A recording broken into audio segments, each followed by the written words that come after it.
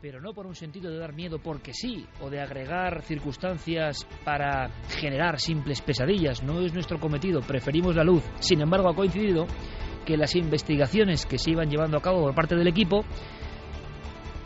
en esta temática, en la sensación de la proximidad de lo sobrenatural. Sí, cuando el otro lado se manifiesta. ¿Estáis todos? ¿Estamos todos? Aquí, por supuesto, Fermín Agustí, Noel Calero con estas músicas, Guillermo León en las redes sociales de la Nave del Misterio. Todos preparados, comenzamos. Nunca antes habías estado tan cerca de lo desconocido. Milenio 3. Cadena Ser. Vamos a comenzar como debe ser, por el principio. ¿Cómo te llega esta historia, Javier? Porque también ocurre de una forma así como pasa con las buenas cosas, de carambola. Totalmente. Esta historia me llega hace unas semanas, cuando yo fui invitado a las primeras jornadas de periodismo y actualidad en Marbella, que organizaba un joven entusiasta, Carlos Latorre, a quien también tenemos que agradecer su ayuda en esta investigación.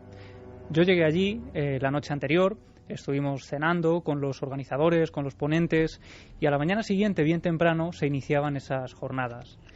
Nos dijeron la dirección donde teníamos que encontrarnos a la mañana siguiente, calle San Pedro de Alcántara, en Marbella. El taxi fue llevándonos hasta allí y lo que nos encontramos fue un cortijo blanco de 2 plantas, subido en una especie de ladera. Fuimos ascendiendo las escaleras, nos adentramos allí, todo con cierta normalidad. Fueron sucediéndose las ponencias y llegó la mía.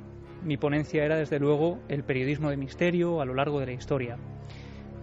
Después de la charla, todos comentamos que había hecho un frío muy especial en esa sala, una sala blanca, muy solitaria, en el sentido de que no tenía muebles, apenas unos bancos donde estaba todo el mundo sentado, y aunque fuera hacía una temperatura de unos 30 grados, pues en el interior hacía un frío muy especial. Un frío que además fue acompañado de varios golpes muy fuertes, muy secos, en una de las paredes de esa sala. Nos dijeron que allí no había obras, que no sabían muy bien el motivo de esos golpes y de esos sonidos. Y entonces alguien soltó, en tono un poco jocoso, que, bueno, a lo mejor me había llevado algún fantasma de las investigaciones a ese lugar. Y, bueno, ¿cuál fue mi sorpresa? Cuando se me acercó una persona, una de las personas que estaban asistiendo a la charla, y me dijo: bueno, no sé si lo sabes, pero es que justo en esta sala también hay un fantasma.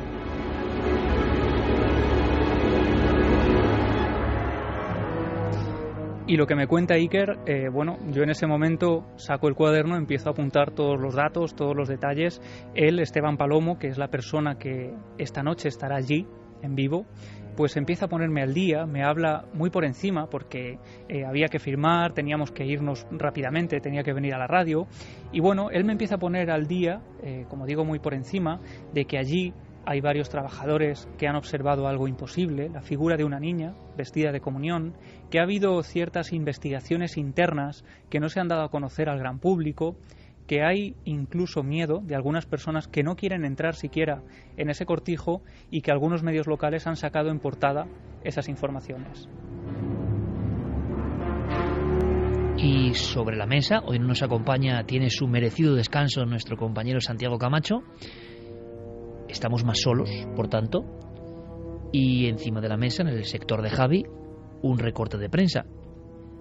Clara ha leído unos del año 95, impresionan, tienen un espacio reducido, eso sí, en un periódico de tirada importante, pero claro, cuando vamos a una publicación local, pero para una población grande como Marbella y su entorno, y vemos a toda portada, el siguiente titular. Dice: la niña fantasma del cortijo. Pues indica que hay desde luego un caldo de cultivo social que va más allá de la leyenda, que hay periodistas que se han metido en el tema. Yo creo que Esteban Palomo, como tanta buena gente que está investigando, porque me cuentas que él hace una muy buena labor también en Misterio Red, una de esas páginas que está dedicándose, ¿no?, a la investigación con honestidad y con curiosidad y divulgación sana, ¿no?, de estos temas, pues además comparte con esa pasión por la investigación el hecho de ser una persona que está dentro del Ayuntamiento de Marbella, ¿no? Efectivamente, él trabaja dentro del ayuntamiento, él siempre se ha interesado por esta historia, se interesaba por el misterio, pero esta le llega muy de cerca y se ha dedicado a indagar, a intentar hablar también con las personas implicadas directamente en este asunto, y no son pocas las horas, y ahora nos lo contará, que él ha pasado en el interior de ese edificio. Pues exactamente a las 2 menos cuarto de esta madrugada conectamos con Esteban. Buenas noches, compañero. Muy buenas noches, Iker. ¿Qué estás viendo ahora mismo? ¿Dónde te encuentras, amigo? Pues ahora mismo me encuentro en las inmediaciones a este antiguo caserón, como ya hemos mencionado, en Cortijo Miraflores, y ahora mismo la perspectiva que tengo enfrente es un gran edificio, un edificio conocido en esta ciudad, y desde luego la imagen que proyecta en la noche con los focos iluminando es bastante inquietante. Hay una cosa importante, Esteban, en esa, digamos, dualidad, ¿no?, que tú compartes y que en este caso viene fenomenal para el programa y para la divulgación, que tú has vivido también desde dentro el propio eco entre funcionarios y personas que imagino que han ido hablando de estos sucesos, que no sé exactamente cuándo empiezan, pero sobre todo a nivel de compañeros o de personas que trabajan en los ámbitos o culturales o del Ayuntamiento de Marbella.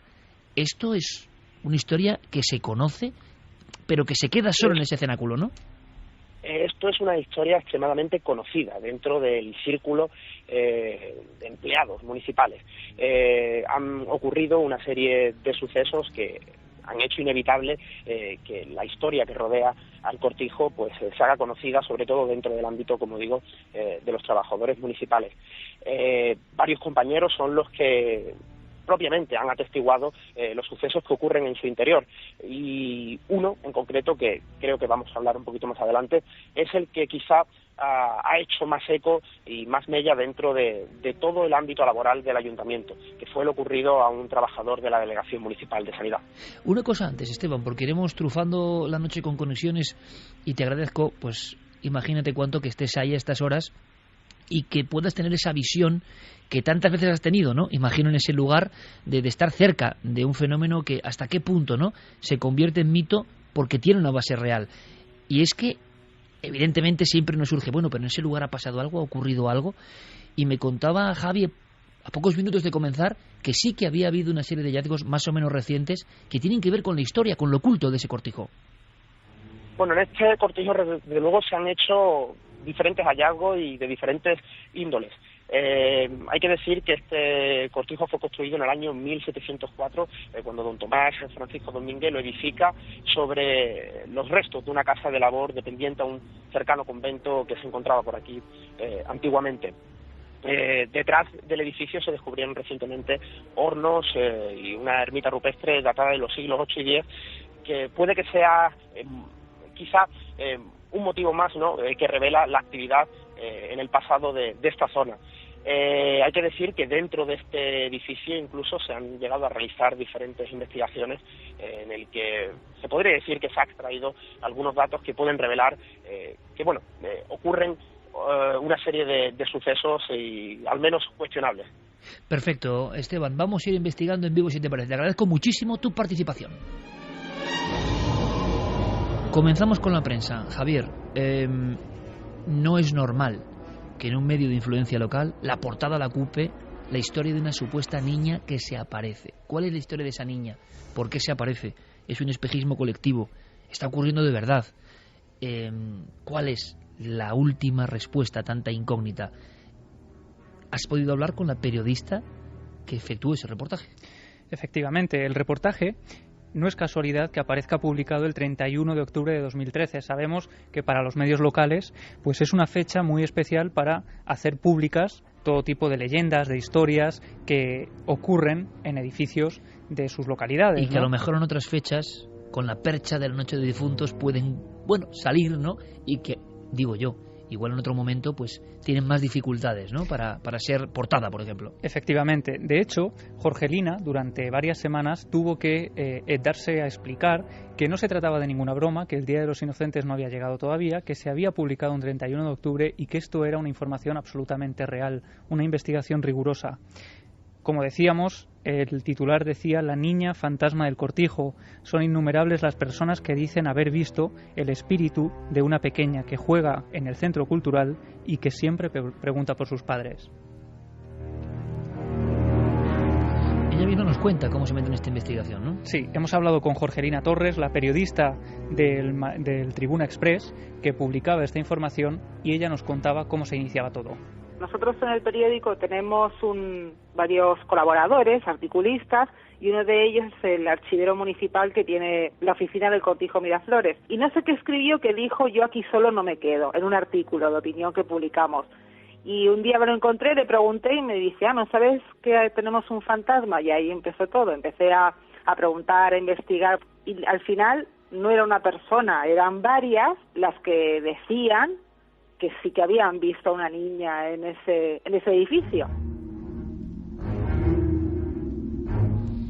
Ocurre como tantas veces, alguien suelta una pista, ese hilo es recogido por la prensa o los investigadores o la divulgación, y enseguida se coteja la información y se ve que es que hay más testigos, más personas que dicen exactamente lo mismo. ¿Hasta qué punto estamos hablando de una realidad? ¿Será que varios coinciden en la misma visión y en diferentes tiempos? Vamos directamente con uno de los estudiosos de la cronología y la historia de Marbella, con varias publicaciones, y que ya nos empieza a dar características, ojo, hablamos de trabajos etnográficos puramente, de esa aparición. Sí, porque el hecho, Iker, de que algunas personas empezaran a surgir contando y relatando sus vivencias, hace que otras, que se habían mantenido en silencio durante años, empiecen a animarse y a atreverse a contarle lo que había ocurrido, ¿no? Y es uno de los casos que el siguiente entrevistado nos va a contar. El caso de Germán Borrachero, que es el primer director del Cortijo. Él cuenta que una noche, cuando ya han cerrado las puertas del Cortijo, él se encuentra en la sala 2, haciendo las últimas labores del día, cuando de repente, en la oscuridad del Cortijo, porque ya está a punto de abandonarlo, ve una figura, la figura de una niña vestida de comunión, que parece estar jugando, como si estuviera corriendo y escondiéndose de él. Lo que él hace inmediatamente, creyendo que las personas de seguridad se han olvidado de poner la alarma y que alguien puede haberse quedado dentro del edificio, es ir encendiendo las luces de todas las salas en busca de esa niña que él ha visto segundos antes. Sin embargo, lo que descubre es que el lugar está completamente vacío. Después, Germán Borrachero, que fue director del Cortijo durante también una serie de años, comentado que él la había visualizado, que la había visto, que había sentido su presencia. La describe como una niña con una edad entre 8 y 10 años, morena, con el pelo corto y vestida con una especie de traje de primera comunión antiguo, de color blanco roto, con unos encajes y una figura en la zona del pecho.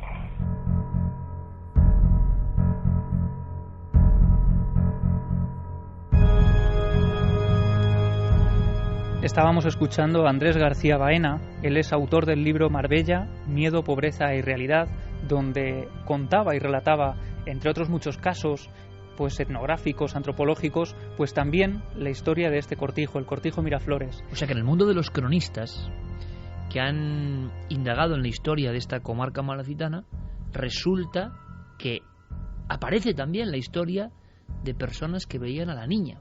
Efectivamente, él las recoge además de primera mano, hace una gran labor de investigación, acude a las fuentes principales, acude a los testigos y empieza a recoger las historias que se cuentan dentro del círculo interno del ayuntamiento, de los trabajadores, en áreas de la ciencia, como adelantábamos antes. Y precisamente Iker, uno de los casos que a él más le impacta, que más le impresiona, es la que vive un científico llegado de Madrid que no sabía absolutamente nada de la historia de ese lugar. Resulta que viene un señor de Madrid, un científico, un hombre de ciencia, a dar un curso. Entonces, cuando el curso termina, se decide hacer una práctica de lo aprendido. Este hombre iba en aquel momento acompañado de un empleado del ayuntamiento, que yo he logrado entrevistar también. Y ocurre que en un momento determinado, cerca de un lugar, una zona muy caliente, que está dentro de lo que actualmente es una especie de mini museo y una escalera de madera, este hombre se desploma al suelo, se cae, se agarra a la pared, empieza a sudar y a gritar: pero niña, ¿quieres estarte quieta? ¿Quieres estarte quieta? El acompañante en ese momento empieza a decir socorro, un infarto, y empieza a pedir ayuda al personal que había allí en conserjería. Pero este hombre de pronto también percibe lo de la niña y le dice, niña, ¿quieres irte para allá?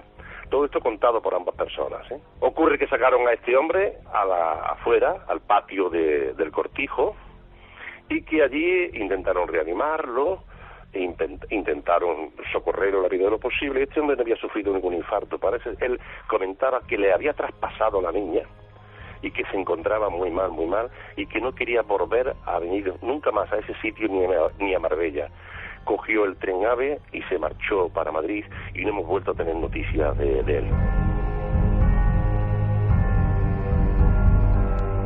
A la 1:55 de la madrugada, nuestro amigo Esteban Palomo se encuentra en este lugar, observando la estructura en mitad de la noche de este lugar, de tantos cortijos, ¿verdad? Se cuentan historias. Yo estoy recordando ahora una tan gráfica, tan visual, que siempre se me quedó ahí, y era un cortijo, como siempre, en algunas charlas, pues como la que yo daré en Zaragoza en unos días, pero las que damos muy de vez en cuando, nosotros desde luego ya muy de vez en cuando, contadísimas ocasiones, viene muy buena gente, con todo el entusiasmo y a veces con un secreto guardado durante mucho tiempo, y si sienten la amabilidad o sienten el afecto, pues te pueden dar una pista. En una charla nunca es buen sitio para contar cosas porque apenas hay tiempo y siempre todo el mundo va muy azorado y por desgracia, que tengo que decirlo, como ha ocurrido hoy, por ejemplo, voy a decirlo, debajo en la radio al entrar, que había un montón de gente que quería pues una fotografía o una firma o lo que sea, y por circunstancias diferentes hemos entrado en la radio y no hemos podido casi atenderles, de la cantidad de gente que había en la entrada de la radio para, no sé por qué hoy justamente. Pues eso ocurre muchas veces en las charlas. En una de esas, a veces sale la pista, como le ocurrió a Javier. A mí me contaron en Málaga también un cortijo, pero más envejecido, que habían sido tantos los fenómenos ocurridos que un día llegó, y ahora vamos a hablar de eso, porque a veces el primero que llega es pitonisa, vidente, curandero, bueno, vaya usted a saber, ¿no? Alguien que cree que puede ayudar. Habitualmente esto suele acabar mal, pero fue muy gráfico lo que me contaron. En aquel cortijo, también en Málaga, habían hecho un círculo de sal, habían prendido fuego a la sal, habían pasado muchos años, este testigo que me lo contaba había vuelto, el cortijo ya estaba deshabitado, la maredera estaba roída en la entrada, el viento azotaba las cañas de ese lugar, pero dentro estaba el círculo, como la marca de algo que se hizo y que seguía como una huella del misterio presente allí.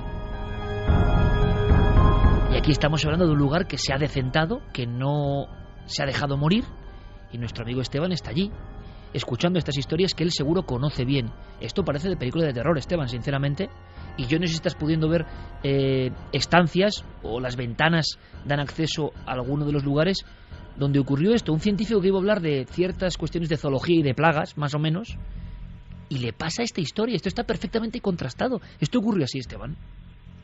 Pues referente a las ventanas tengo que decir que están todas cerradas. He encontrado en estos momentos precisamente y también, mira, casualidad, he encontrado una serie de ventanas que sí dejan algo de visión a su interior.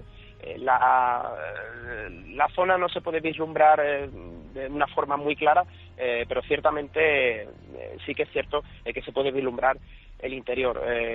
Como digo, Iker, te tengo que decir que ahora mismo estoy posicionado en la zona donde se descubrieron los últimos hallazgos, como he dicho, hablando del pozo y la cripta, la ermita.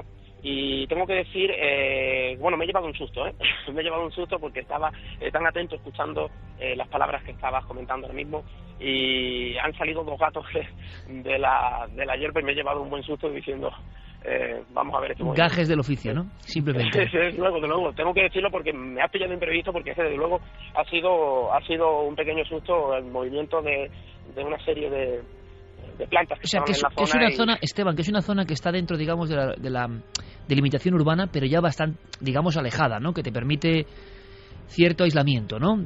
A estas horas de la noche. Hay que decir que esta zona está rodeada de edificios de vivienda y es un lugar de continuo paso, tanto a pie como en vehículos, ya que tiene varias vías que rodean el edificio.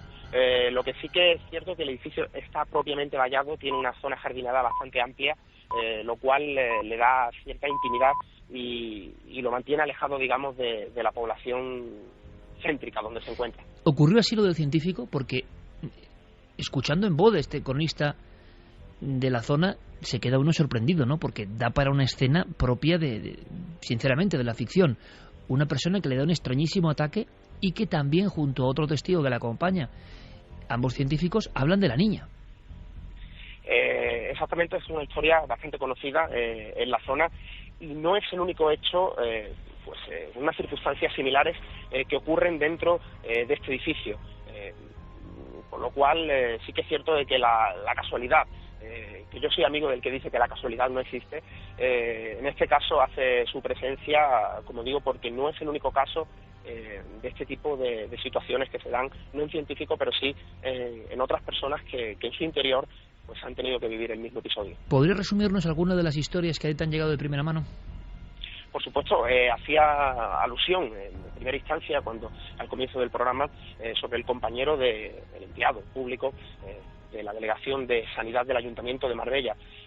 Este testigo entró dentro del interior del edificio para realizar una serie de labores y él aseguró haberse topado cara a cara con esta presencia.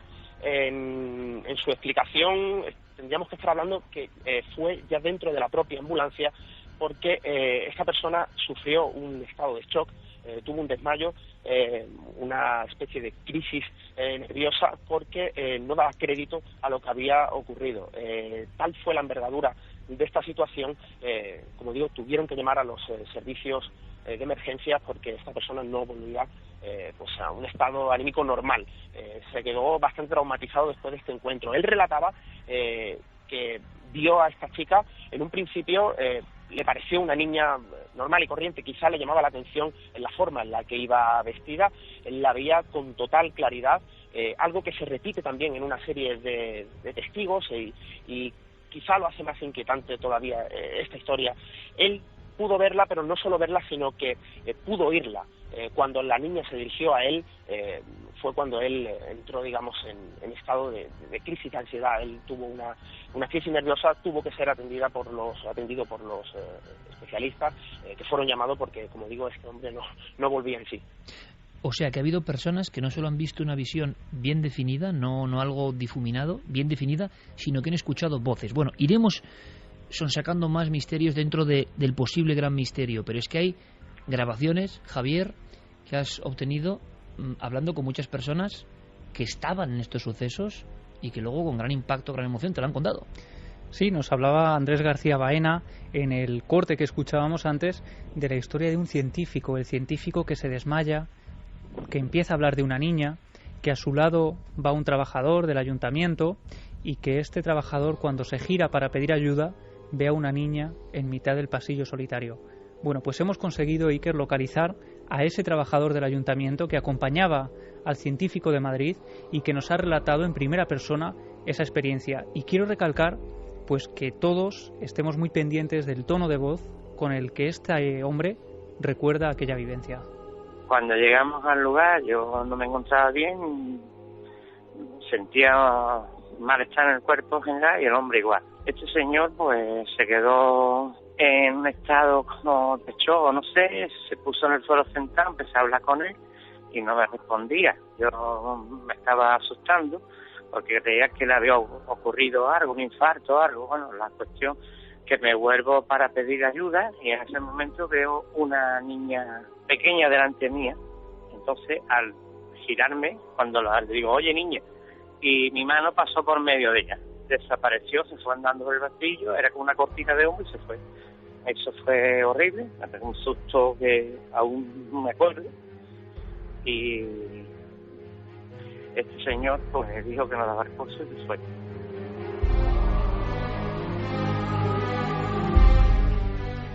Esta persona a la que estamos escuchando nos ha pedido encarecidamente que guardemos su identidad, precisamente por algo que hemos comentado habitualmente, y es que el entorno de los testigos en ocasiones no entiende bien lo que ocurre, no sabe aceptar la vivencia de la persona que se encuentra con algo aparentemente imposible, y en este caso fue más evidente que nunca. Si quieres, vamos a escucharle relatándonos pues la reflexión que él sacó a posteriori de su vivencia y cómo lo recuerda todavía hoy. Al principio yo me tiraba un año que me da muchísimo miedo y allí yo nunca más, ni de día he ido solo. Es que realmente es que eso a mí me ha cambiado como de la noche a la mañana. Yo no creía en nada ni nada y yo sé, a mí me han intentado decir que era una cosa que yo tenía en mi mente, que quería ver por el estado de excitación y tal. No, yo tengo 54 años, estoy en la vida y sé lo que yo vi y no me pueden cambiar. Yo lo vi, además hay otras personas que han tenido vivencias parecidas que no nos conocemos y se ha descrito igual. Entonces, pues... O sea, que en el momento de entrar, claro, que uno de ellos se encuentre mal, bueno, vale, pero los dos se sentían incómodos y mal, con mal cuerpo, ha dicho.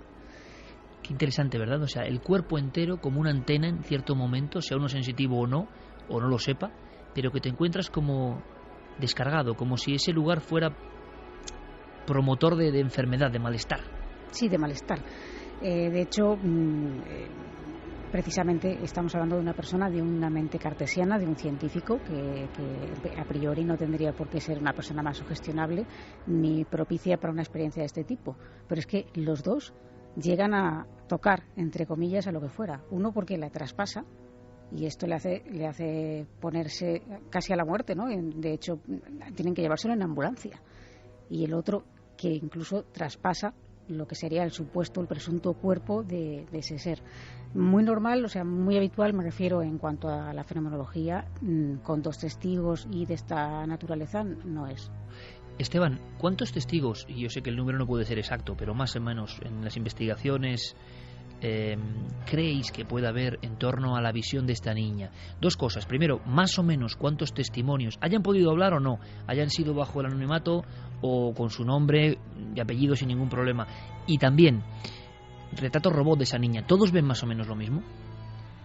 Referente al número de testigos, yo creo que dar una cuantía exacta sería algo sumamente complicado, sumamente difícil. Hay que decir que la presencia de esta niña se ha hecho eco desde hace muchísimos años, por lo cual llegar a una cantidad exacta de cuántos testigos pueden haber tenido este encuentro con esta presunta presencia lo hace pues bastante complicado. Lo que sí es cierto de que hay que contar que el edificio en sí a lo largo de los años ha contado con diferentes actividades y por lo cual lo han hecho un lugar de paso frecuente, ¿no?, para la gente tanto del pueblo como para turísticas, porque hay que decir que el edificio tiene un interés histórico, por lo cual lo convierte en un lugar de obligado para los turistas, para que pasen por aquí. Hay que decir que en la actualidad, a tu pregunta, simplemente resumiendo y ateniéndonos a lo que trabajadores municipales se refiere, el número de testigos podría superar fácilmente la veintena. Sí, hablando siempre de los casos que a mí me llegan personalmente de compañeros de aquí del Ayuntamiento de Marbella y de los amigos que podemos tener por la zona que dicen, no todos haberla visto, pero sí haber sentido algo extraño en su interior.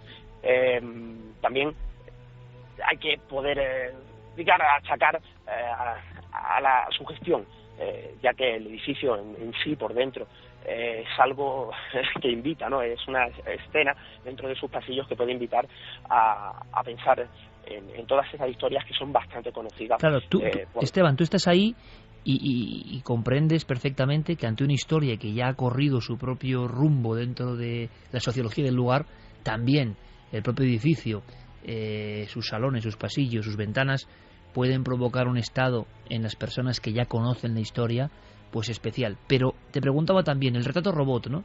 Todos ven lo mismo, lo que salía en el periódico en portada, es decir, una niña, traje de comunión, cierto rostro, algunos la han escuchado. Correcto. ¿Esto es así? Todos coinciden en la misma descripción, una niña de entre 7 y 9 años, ataviada con un vestido blanco, antiguo por su aspecto. Muchos de ellos mencionan que podría ser un vestido de comunión, dado el aspecto de y todos describen lo mismo. Recorre los pasillos, deambula por sus salas. Incluso son muchos los que han asegurado haberla oído preguntar por sus padres o afirmar que ella vive dentro de este antiguo caserón. Hay un caso en concreto que incluso llegó a establecer contacto físico con una de las testigos, también trabajadora en esta ciudad. Estamos hablando de Raquel, una profesora del Conservatorio Municipal, que en una de las tardes que estuvo visitando este antiguo caserón, su visita, mediante el recorrido de sus pasillos, ella sintió una presencia detrás de su espalda. Ella pensó que era un familiar que la acompañaba en la visita durante la tarde, y al girarse pudo sentir como alguien tocaba su espalda, y cuando ya terminó de girarse pudo visualizar la imagen de esta niña. Hay que decir que esta compañera aquí del ayuntamiento, evidentemente entre un alarido de terror y de pavor por esa impresión que debe dar encontrarse cara a cara, ¿no?, con algo tan imposible como esta presencia, inmediatamente salió del edificio y dice que no quiere volver a entrar en su interior.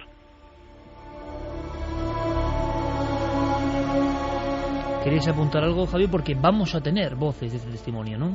Sí, vamos a escuchar a otras personas que han tenido experiencias similares, pero bueno, efectivamente hay unos detalles que se repiten una y otra vez. No solo la visión de la niña, sino otro tipo de cosas, como por ejemplo que determinadas salas hagan pues que la persona, que los testigos sientan cierto malestar repentino, como le ocurría. Se repite esa circunstancia. Efectivamente, y sobre todo muy cerca de la biblioteca que era el antiguo granero. Muchos dicen, incluso trabajadores que han estado allí pues dedicando días pues a colocar, por ejemplo, los trabajos, los ensayos que se encuentran allí, que al llegar durante las mañanas se encontraban con los libros desperdigados por el suelo, como si los hubieran lanzado de un extremo a otro de la sala. También hablaban de unos cables de acero que aparecen sesgados, que están pues adornando una pasarela de cristal, y aparecen como si estuvieran cortados de forma repentina. Y fíjate, hablaban también algunos compañeros a los que hemos podido entrevistar de gente que ha trabajado en el interior de este lugar, del Cortijo Miraflores, y que ha pedido el traslado. Ha pedido el traslado porque se les hacía imposible continuar trabajando en medio de ese ambiente. 2:15 prácticamente. Evidentemente nuestra motivación máxima es ir acotando terreno, Clara, Carmen, e ir sabiendo un poco más de si pasó algo ahí en la historia, ¿no? Cuando llega un elemento tan cargado de iconografía y de viñetas de supuestos misterios tan completo, pues uno dice, hombre, quizá, no lo sé, haya ocurrido ya algo en la antigüedad, y por supuesto acudiremos a los historiadores para saber qué pudo ocurrir ahí. Antes, si te parece, Carmen, repasemos un poco titulares, mensajes, opiniones, sugerencias de nuestra audiencia, de nuestra querida audiencia, porque incluso quizá alguno haya vivido alguna experiencia allí, porque es un lugar bastante emblemático y conocido, y más aún, me imagino, después de que el periódico local lo sacase hace 3 meses en portada, ¿no? Testimonios de gente que haya vivido algún hecho extraño allí no nos han llegado. Nos han llegado comentarios de lo que opinan nuestros oyentes. Por ejemplo, Palmira Martín dice que los lugares que quedan impregnados con los hechos que en su momento se produjeron, tanto para mal como para bien. Entidad oscura, los sitios son capaces de transmitir sensaciones, tanto para bien como para mal. Jesús Martín Vidal, hace décadas los niños que hacían la comunión iban por las casas de los vecinos para que les dieran algo, y hubo muchos desaparecidos. Claudia Domingo dice por cierto, que... Este último mensaje es un poco terrorífico, ¿eh? O sea, que había niños que hacían su ronda, digamos, de peticiones, sería como para investigar, y muchos quizá desaparecieron. Eso es lo que nos decía el mensaje. Claudia Domingo, ¿qué motivo tendrá esa niña para aparecerse? ¿Qué querrá decir o expresar esta niña? Me imagino la presencia de la pequeña y da miedo. Lucía Pinazo opina que a ella el fenómeno le parece algo normal. Lo que le llama la atención es que le traspase y se pueda atravesar a esa pequeña. Antonio Corredor, como para no traumatizarte, pobres testigos. María José Pulido dice que le recuerda el caso de Albolote, en Granada. Un empleado de la radio municipal contempló a una niña espectral con ropas inmaculadas. SJRC, personaje arquetípico del terror, la niña de blanco. Raquel dice, ¿por qué la mayoría de casos de apariciones de niños van vestidos de comunión? Es una buena pregunta, ¿eh? ¿Tú te la has hecho alguna vez? Porque es verdad que o son trajes de comunión, porque yo estoy viendo ahora mismo lo que tú estarás imaginando, y casi sin mirarnos podemos comprenderlo. En un camino de Extremadura, sí, en la oscuridad más absoluta, va Carmen y se le ocurre sacar su tablet en mitad de la noche con un testigo. El testigo era operario importante de una central nuclear, una persona que habla de átomos y de fisiones y cosas de ese tipo, no de fantasmas, pero que en mitad de la carretera, más que de la carretera, el desvío que se metía ya hacia unos campos labrados, había visto en 3 ocasiones diferentes, hay que imaginarlo, en un sitio donde yo no hay tendido eléctrico, donde la autopista grande, la A5, deja paso a una especie de recodo casi para cabras. Él tenía que ir por ahí para llegar a su finca. Y entonces ve 3 veces quieta, como si el tiempo no tuviera que ver con ella, como si su naturaleza fuese diferente a la del resto de los mortales, una niña de comunión, esperando. La tercera vez que la vio, este hombre de mente científica intentó preguntar si le pasaba algo, como ha ocurrido en este caso, intentar interactuar, y entonces la niña salió corriendo. Este hombre, Gorgonio, salió del coche y empezó a correr detrás de la niña. Y cuando cogió de verdad miedo, es cuando vio la forma de correr de esa niña. Hasta ese momento pensaba que era una niña real. ¿Qué hace una niña de madrugada en un campo esperando a la vera del camino? Cuando él se baja del vehículo y va corriendo hacia la niña, transcurren unos metros. Hemos estado ahí con nuestro querido amigo Gonzalo Pérez Sarró, con Marisa, su esposa, investigando, porque a Gonzalo le cabe la, digamos, gloria de sacar este tema. No era fácil. Imaginaos el entorno, una central nuclear. Cuando este hombre fornido, este hombre auténtico, va detrás de la niña, está viendo el fandol de la niña revoloteando en la noche, está viendo algo corpóreo, está viendo algo físico. Y cuando le da miedo es ver cómo las piernas no se corresponden a un movimiento natural, como si estuviera persiguiendo algo parecido a un muñeco, o algo cuya naturaleza es un poco sarcástica, diferente, inquietante. Y entonces es cuando se frena en seco y comprende que todo esto es un juego muy raro, que a dónde le lleva. Esa niña corriendo le llevaba al fondo del bosque. Esa niña cuando corría le llevaba en una dirección. Y entonces él se frena en seco.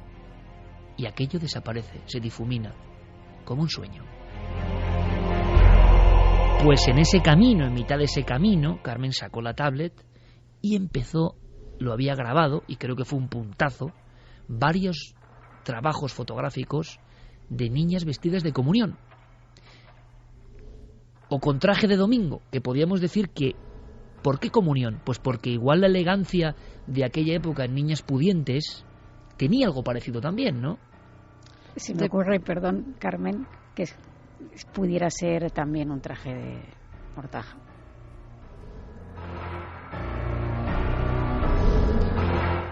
¿Recuerdas el momento, no, Carmen? Sí, además, fíjate lo que decía Clara, era muy normal que cuando eran niños muy pequeños, bebés, a los pequeños pues los enterraran con los trajes de bautizo si eran pequeñitos. Y es verdad que cuando los niños crecían, tenían 7, 8 años, si fallecían a esa edad eran enterrados con los trajes de comunión. Con lo cual no tiene por qué fallecer esa pequeña si es la que se aparece el día de su primera comunión, sino que puede ser que la amortajaran con ese vestido. Y sí recuerdo perfectamente ese camino de esa localidad de Extremadura, y al testigo que nos lo contaba como si la estuviera viendo en ese momento, cómo había bajado la ventanilla en varias ocasiones para preguntar a esa niña a la que veía como algo físico, no era ni una nebulosa ni la veía. Además, creo recordar que la vio una de las veces cuando todavía era de día, cuando estaba atardeciendo, pero no había oscurecido, con lo cual la podía contemplar perfectamente, y nos daba incluso la descripción de ese vestido largo de comunión blanquecino que llevaba y cómo salía corriendo. Me acuerdo como si estuviera hoy en ese camino con el testigo y contigo, porque la verdad es que era una visión tremenda. Al buscar en el iPad varias fotografías de niñas de comunión, de esa época más o menos, porque él por el traje me describía como una niña de los años 50, 60, que luego pudimos comprobar, si recuerdas las siguientes investigaciones, que verdaderamente en ese camino una niña había perdido la vida al caerse de un carro. Pues el vestido que le mostré en aquella ocasión, él me decía sí, era prácticamente igual al que llevaba esa aparición a la que yo perseguí.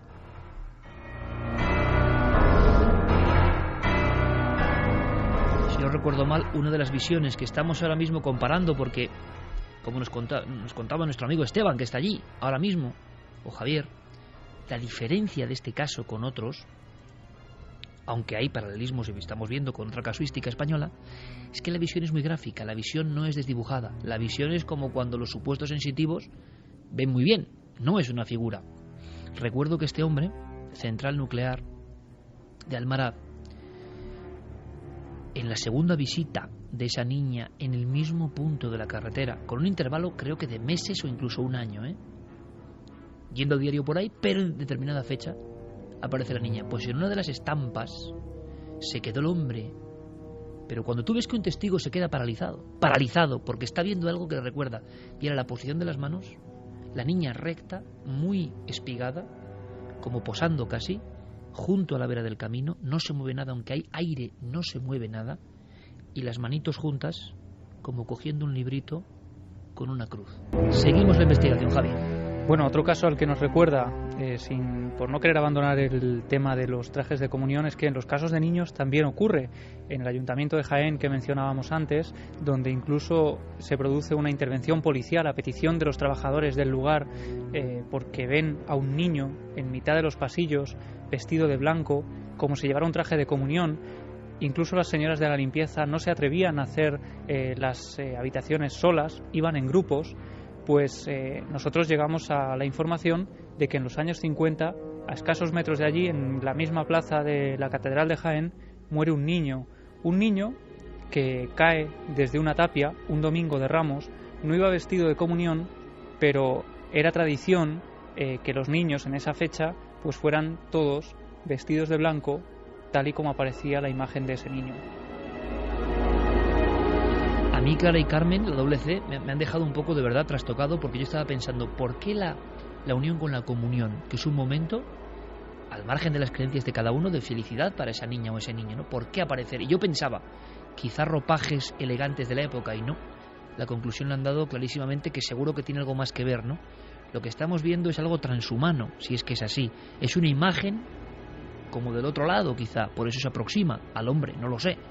Pero las representaciones de alguien que quizá ha cruzado, quién sabe ese destiempo, esos dos mundos, y a veces la mortaja del niño, como han explicado nuestras compañeras, era este traje. Tenemos a Gloria. Sí, perdona, Carmen. Hay un libro que precisamente lo estuve ojeando el otro día para hacer un reportaje que estamos preparando, y por curiosidad viendo pues un libro que he pedido al extranjero, y todas las fotografías son de pequeños, de niños fallecidos, y en todas ellas estos niños iban vestidos con trajes muy especiales, no, aunque fueran bastante pobres, porque las familias alrededor se veían bastante pobres, siempre le ponían el mejor traje, y en la mayoría de las ocasiones o eran los de comunión o eran los que se ponían los domingos, si no recuerdo mal, algunos de ellos con lacitos, camisas de estas que tienen como chorreritas, pero siempre era un momento especial, sobre todo para enterrarlos. Ya te digo, aunque fueran familias muy pobres. Esto es muy interesante, porque estás hablando de la tanatografía, es decir, exactamente, de la cultura de una foto, cuando a lo mejor ahora tenemos millones de fotos por familia, ¿no? Pues hubo un tiempo, no tan lejano, donde una foto era una joya por una familia. Cuando se democratiza la fotografía se va haciendo más común, evidentemente, pero siglo XIX, finales, principios del XX, la fotografía era un estatus también, y entonces se aprovechaba la mejor gala incluso para los que no estaban ya en el mundo de los vivos. Y es verdad, la mayoría de catálogos, se hace famoso esto evidentemente por esa escena de Nicole Kidman en la famosa película de Amenábar, cuando está viendo, ¿no?, los álbumes de muertos, pero es que existían de verdad, y es cierto. Siempre se aprovechaba en esa foto de la muerte, que es tremendo, cuyo mito y rito ya no existe, el traje más elegante, que muchas veces era el traje que había disfrutado ese niño o esa niña ante Dios, ¿no? ¿Tendrá algo que ver o no? Bueno, vayamos un poco más allá. Ha hablado antes nuestro amigo Esteban de personas que han tenido casi roces, contactos. Pues hay varias personas de este tipo, no una ni dos. Gloria, siguiente testigo. Gloria es otro testigo, es trabajadora del ayuntamiento, y ella, Iker, para que te hagas una idea del calado que tiene pues este tipo de encuentros en Marbella, y bueno, en cualquier ciudad, en cualquier familia, nos ha pedido por favor que le distorsionáramos la voz. Es decir, no quiere que se le reconozca tampoco bajo ningún concepto. Nosotros hemos accedido porque creemos que escuchar su historia pues también es muy interesante para saber más en esta investigación. Cuando llegamos allí, estábamos varias personas y había un señor bastante serio que decía que era medium y que nada, que iba a inspeccionar un poco el edificio para ver qué ocurría allí, ¿no? Y entonces este señor dijo, bueno, me voy a ir ahora mismo al sótano. Y entonces nada, pues nosotros nos quedamos en la parte de arriba, que había un despacho y un pasillo. Entonces noto un silbido que me pasa como por detrás, como si pasase alguien corriendo por detrás. Sonó como un... A mí se me movió incluso el pelo y me tocaron el hombro como la típica bromita esta que tienes a una persona a un lado, te toca y tú miras hacia ese lado y no hay nadie, ¿no? Pues me pasó un poco eso. Entonces yo miré, pensaba que había sido mi compañera que me estaba gastando una broma. Entonces cuando yo miré, ella no estaba. Pegué un grito, claro, porque fue un sobresalto grande. Ella nos decía además que los aires acondicionados estaban rotos en aquel momento, era el mes de agosto, no había ninguna corriente de aire y sobre todo hay algo que nos da una clave más en esta investigación y es la presencia de ese medium del que ella hablaba. En total, que nosotros sepamos, ha habido 2 mediums, 2 personas, no sabemos contratadas por quién, pero que han investigado en el lugar, que han intentado arrojar luz sobre él. En ocasiones lo han hecho cuando no había nadie en el interior trabajando, por lo tanto intuimos que se han tenido que solicitar su presencia de forma más o menos oficial, ¿no? Vamos a escuchar a Gloria, que continúa relatándonos su experiencia y un detalle más que no es la primera ni la última, el miedo al cortijo, el miedo a volver a entrar en esos pasillos. Bastante más tarde porque el señor medium estaba, no sabemos exactamente lo que hizo, pero estuvo bastante tiempo fuera. Cuando volvió yo estaba callada porque yo no me atrevía ni preguntarle, y entonces yo le pregunté, le digo, mira, ¿me puedes decir qué me ha pasado a mí? Y el señor sonrió un poco así y me dice, no, a ti te ha tocado un hombre. Intento no prestarle mucha atención, digo, yo sé lo que me pasó a mí. No, además es que ha habido un montón de cosas en el Cortijo Miraflores, suele haber pues presentaciones de libros, de exposiciones y tal, y yo intento sacarme lo mínimo, entro, salgo y me voy. 2:29, Esteban Palomo se encuentra allí y se lo agradecemos. Conoce perfectamente, por su propia cuestión profesional, el entorno, el lugar, lo que se dice, lo que se cuenta, y yo no sé hasta qué punto, Esteban, estas investigaciones han llevado a algo más. ¿Tú has podido indagar en algún cierto instante y obtener algún resultado positivo? ¿Ha habido personas que han llegado a hacer grabaciones? Imagino que todo esto se lleva con mucho secretismo y que ahora es cuando se está haciendo un poco de luz, ¿no? Y ya veremos a partir de esta noche, para bien o para mal, porque uno nunca sabe, pero ojalá se contribuya a dar claridad y no oscurantismo, ¿no?, en torno a este tema. Pero resumiendo sobre las pesquisas, o bien que tú has hecho, o que se han efectuado y que tú tienes alguna constancia de ellas, ¿podemos saber algo más de esta niña, de este fenómeno, de estas voces, de estos supuestos mensajes? ¿A qué se pueden estar refiriendo? ¿Hay algo en la historia de este sitio que quizá podría encajar? Existe un dato curioso, y haciendo alusión a lo que Javier ha dicho hace un momentito, y es que el cortijo ha sido visitado en varias ocasiones por medium. En este caso se ha hablado de esta persona y tengo constancia de que Susana, una medium que fue invitada al edificio hace ya unos años, realizó una serie de investigaciones. Esteban, permíteme, ¿invitado de forma oficial? O sea, ¿por parte del ayuntamiento? No tengo el dato de las personas o la entidad que invitó a esta mujer a visitar el edificio. Lo que sí es conocido en la ciudad fue la visita y los resultados, ¿no?, de esta. Hay que decir que su visita fue reportada también en el diario local, que hacía mención, ¿no?, a la investigación que Susana había hecho en el interior del inmueble. El resultado quizá que obtuvo fue sorprendente y hablaba de que ella veía más presencias aparte de la niña, ¿no?, presencias que no se habían mencionado anteriormente y que ningún testigo había mencionado, había descrito alguna situación diferente a lo relatado con la niña. Hay que decir que hablaba incluso de que había un menor, había un niño en la parte superior del edificio donde parecía que tenía antiguamente su sala de juegos. Por dato curioso, incluso hablaba de que todas las presencias, todas estas presuntas presencias que habitaban, ¿no?, o que habitan el inmueble, pedían agua, que todas pedían el agua, y que no solo las presencias, sino que incluso las propias paredes del edificio pedían agua, como si allí hubiese habido algún tipo de incendio.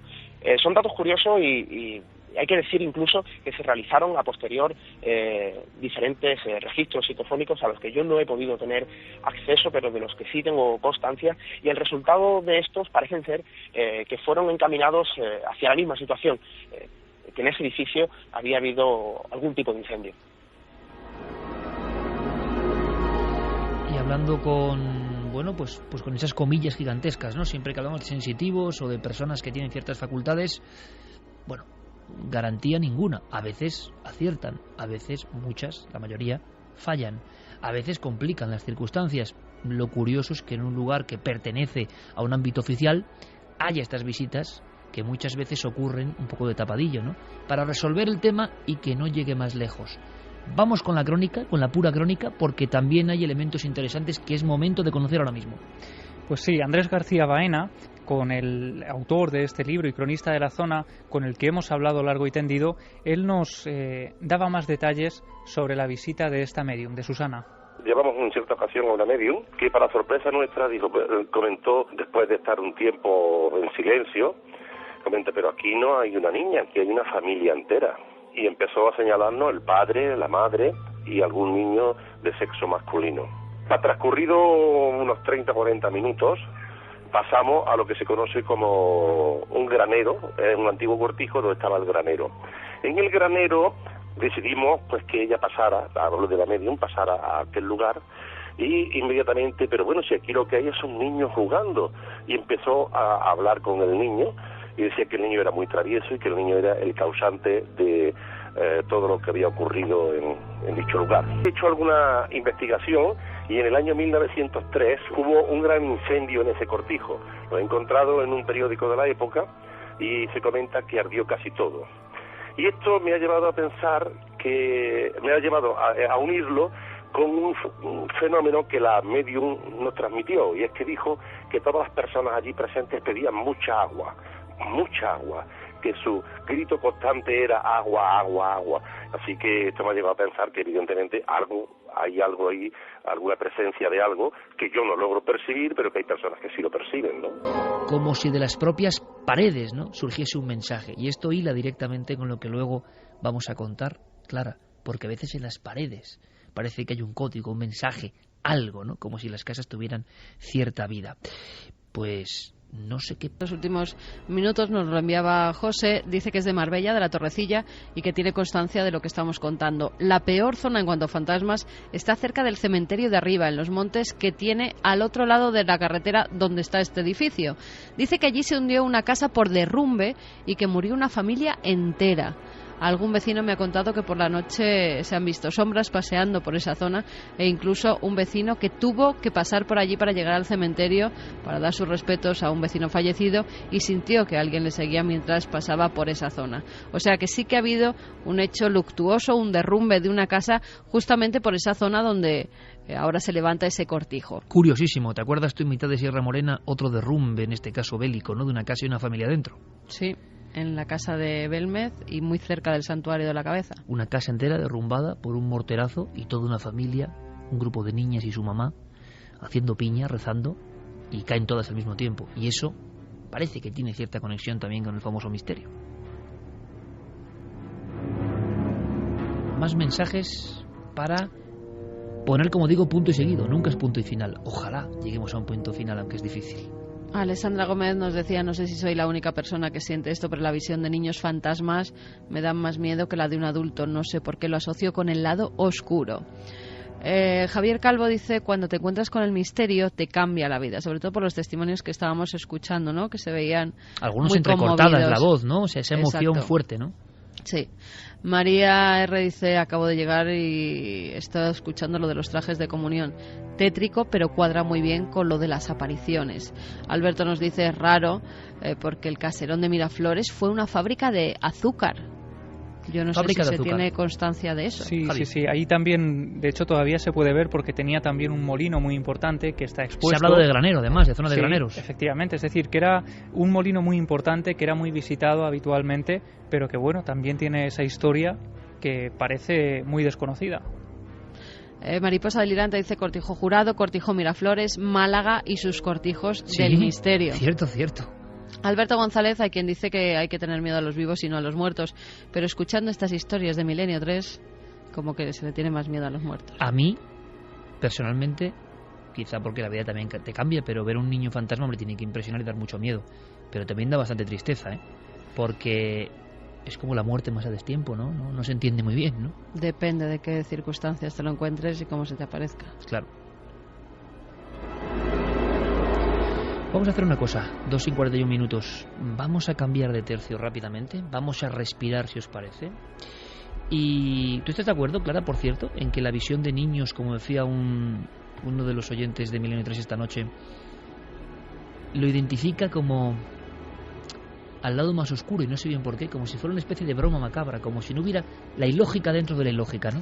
Sí, bueno, a veces hemos hablado, por ejemplo, cuando nos hemos referido a las psicofonías, ¿no? Que las voces infantiles, las voces de niños, a mí también me producen cierta inquietud, quizás son las que más, porque a veces me queda la duda de si realmente son voces de niños o son voces que imitan a niños.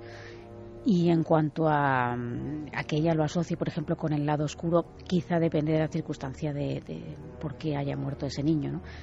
Tenemos también un fuerte icono cinematográfico muy grande, ¿no? En el que han proliferado películas en las que padres han dado muerte a sus hijos en situaciones tremendas, ¿no? Y que eso ha propiciado luego la presunta aparición del niño. Quizá porque la muerte del niño es el mayor tabú, ¿no?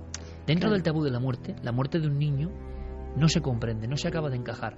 Y por eso la aparición desde la antigüedad, desde la remota antigüedad, desde los escritos cuneiformes de los niños que vagan, claro, es ya la anomalía de un fantasma, pero encima un fantasma completamente a destiempo, ¿no? Y la visión de eso provoca un shock mucho más fuerte que el de, por ejemplo, la aparición, que también las hay según los testimonios de un anciano, ¿no?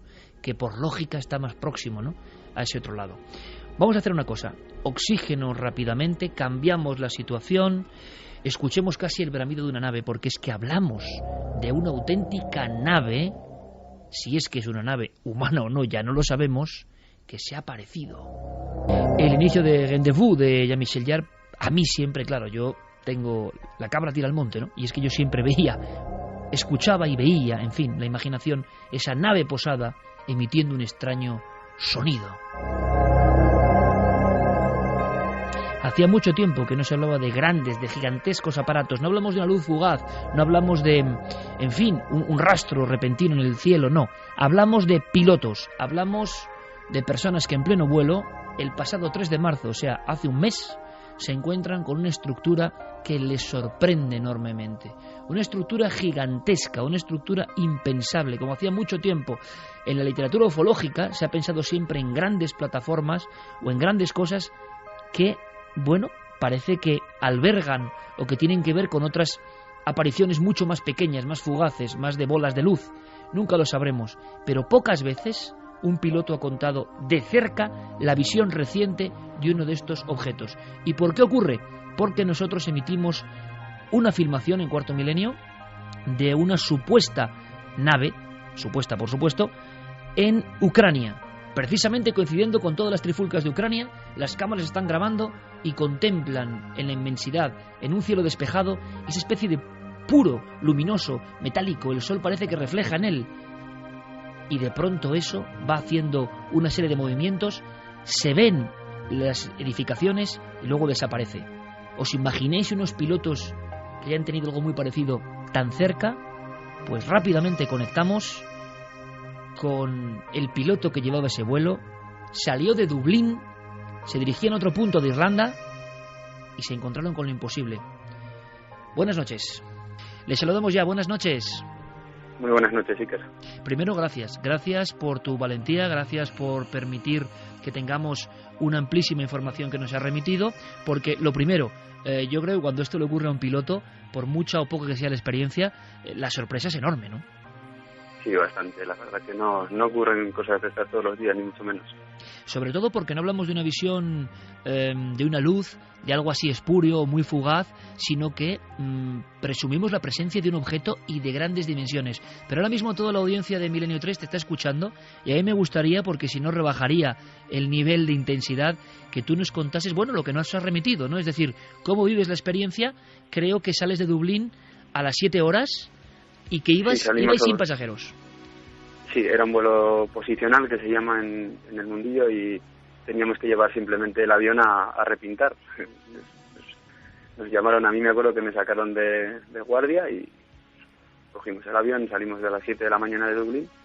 El vuelo era muy corto porque íbamos a otro aeropuerto irlandés y nada, a las 40 minutos habíamos aterrizado y lo único que después de aterrizar, pues como es un aeropuerto pequeño y con poco tráfico, pues tuvimos que esperar bastante porque no había nadie para atendernos, tuvimos que estar esperando en la pista, no en la pista, en la calle de rodaje, mirando hacia la pista. Y pues comenzamos a hablar, estábamos charlando tranquilamente hasta que viniese alguien y poder acabar nuestro servicio. Y fue cuando vi el objeto. Cuéntanos, por favor, estamos ahora mismo en tus ojos. Tú estás evidentemente en la cabina y ¿qué es lo que va ocurriendo? Pues estábamos hablando con mi comandante y yo tranquilamente y yo veo algo. También hay que decir, la visibilidad era buena, estábamos orientados hacia el norte y estábamos muy cerca de la pista, digamos, la pista que acabamos de aterrizar nosotros hace unos minutos. Y veo algo pues volando a unos 1500 pies de altitud, que es muy bajito, la verdad, y justo en la base de nubes, porque las nubes estaban justo a esa altitud.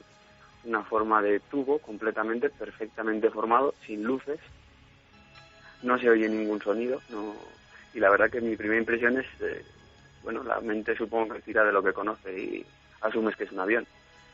Y entonces no había ninguna luz, no destruiría ninguna luz, por lo tanto nosotros los aviones tenemos luces de posición, tenemos luces estroboscópicas, que es lo que primero que te llama la atención, incluso volando entre nubes es lo primero que ves.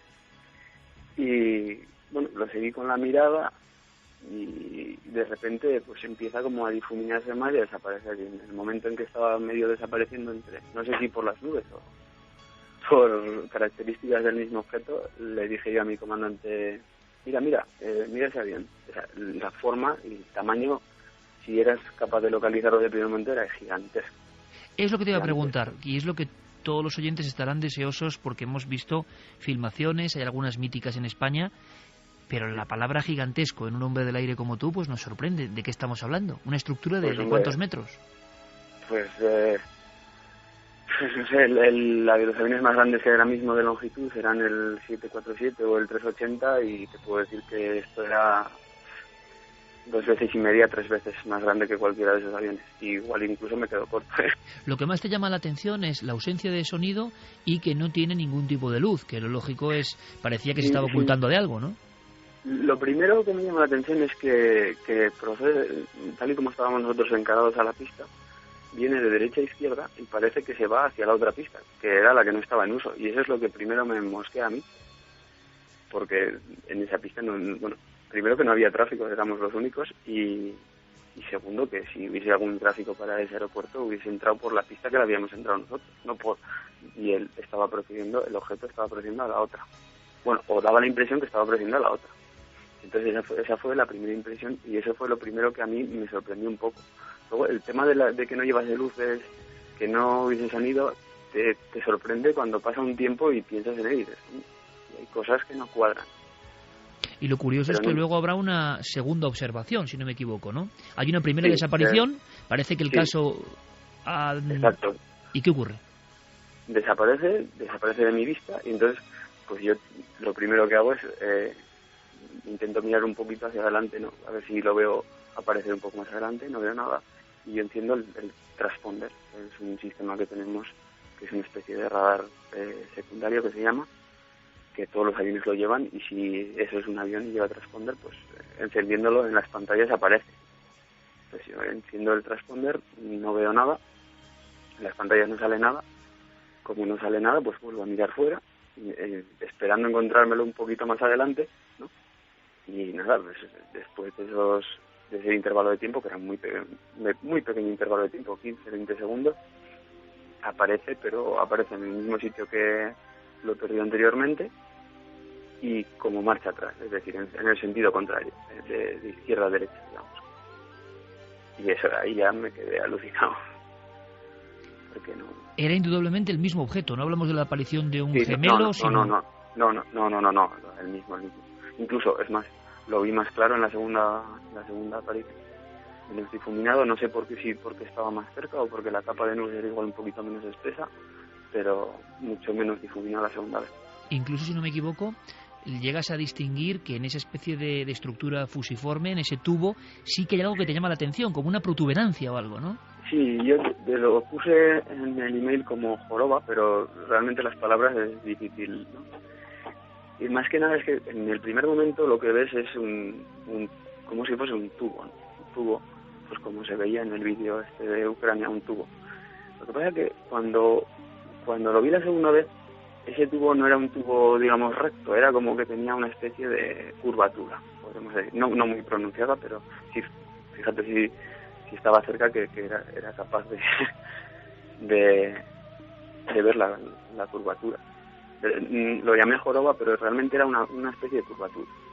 O sea que realmente estáis bastante cerca a nivel de distancias aeronáuticas, ¿no?, de ese objeto, no es una visión muy lejana. Sí, a ojo te podría decir que igual 2 kilómetros o quizá algo menos. Alrededor de 2 kilómetros. Que con buena visibilidad te permite perfectamente analizar qué es ese objeto. Sí, la pena fue que había una capa de nubes, o no sé si parecía como que iba justo por esa capa de nubes, porque si iba a ser un día claro, es que estábamos al lado. Ese movimiento, entre comillas, ¿no?, para los que no sabemos marcha atrás, es lo que imagino que a ti ya te deja un poco descuadrado, ¿no? A ver, yo en el primer momento no asumo que es un movimiento marcha atrás, asumo que ha dado la vuelta, pero claro, piensas en un avión grande, vamos a pensar en el avión más grande que conoces, y tardas en hacer un viraje de 180 grados, tardas un minuto, casi, un minuto. ¿Tenía algún color esa aeronave, o lo que fuera? Era negro, era oscuro, negro diría yo. Sí, era una mancha oscura difuminada por la nube, pero era negro, yo diría negro. No había ventanillas, sí. No había... Es decir, era algo opaco, era algo material, no era algo vaporoso, ¿no? Sí, absolutamente opaco, sí.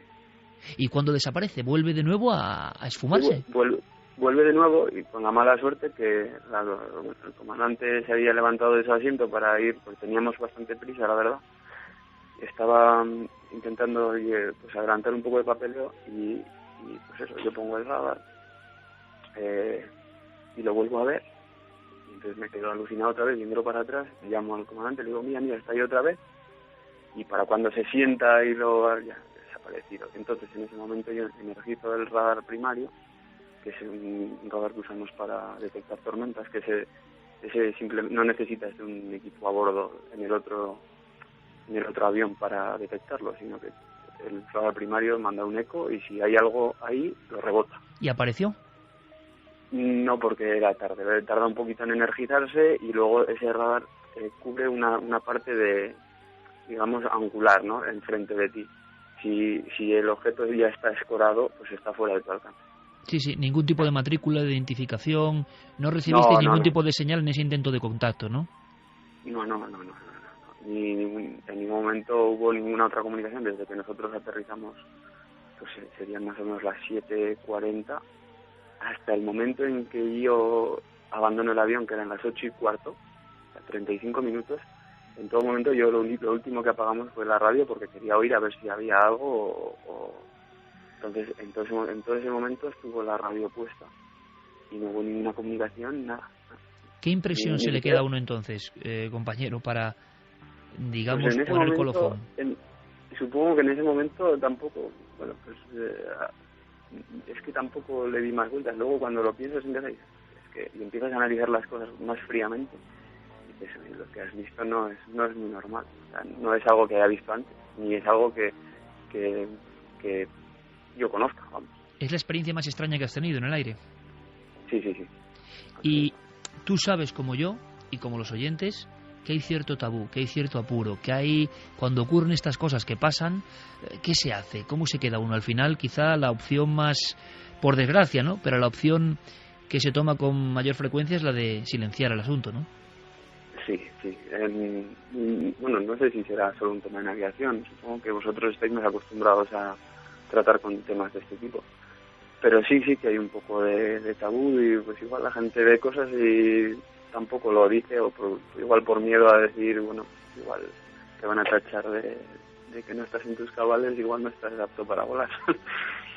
En una impresión puramente personal, no profesional, puramente personal, ¿qué impresión te dio? ¿Qué podía ser aquello? ¿Algún tipo de artefacto de origen desconocido? ¿Te pareció algo tan extraño que no se parece a nada de lo que tú hayas podido ver en el mundo aeronáutico? Yo lo que diría que el vuelo que tenía ese objeto era un vuelo que no he visto nunca, era un vuelo diferente. No sé cómo explicarlo, no sé, pues eso que se habla a veces de como la antigravedad, ¿no? Así que no sabemos si seremos capaces de conseguirlo, pero me daba la sensación que era ese tipo de vuelo. Un vuelo, la verdad que yo no lo vi haciendo aceleraciones ni deceleraciones, ya te dije que era un movimiento muy constante, pero era un vuelo diferente. ¿Te dio la impresión de ser algo que es muy superior a nuestra tecnología actual? Sí, más que nada por el tamaño, sí. Pues te lo agradecemos de todo corazón, nosotros y la audiencia, ¿no? Porque no es habitual, compañero, piloto, que tiene esta experiencia más o menos cercana con un objeto grandísimo que aparece, desaparece, que intenta trazar un contacto, digamos, vía radar, que no tiene ningún transpondedor, que tiene un vuelo que es algo absolutamente inusual, que parece que desafía un poco, ¿no?, las leyes de la lógica aeronáutica, y que luego, como si fuera una fantasía casi, se esfuma. Y sabemos que no es fantasía y sabemos que estos casos se reproducen, pero es que ha ocurrido hace menos prácticamente de un mes. Por tanto, el caso tiene una importancia muy grande, y yo te lo quiero agradecer en nombre de toda la audiencia. Gracias a ti, Iker. Te mandamos un fuerte abrazo y desde luego intentaremos saber qué ha ocurrido, intentaremos indagar por nuestra cuenta, y lo que sí te digo es que ojo a visor, ¿eh? Si ocurre cualquier cosa contamos contigo, ¿eh? Sí, señor, si vuelvo a ver algo raro ya os lo haré saber. Un abrazo muy grande, de verdad. Gracias, Iker, un abrazo.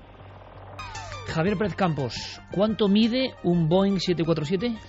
Pues mira, los últimos 76 metros de longitud.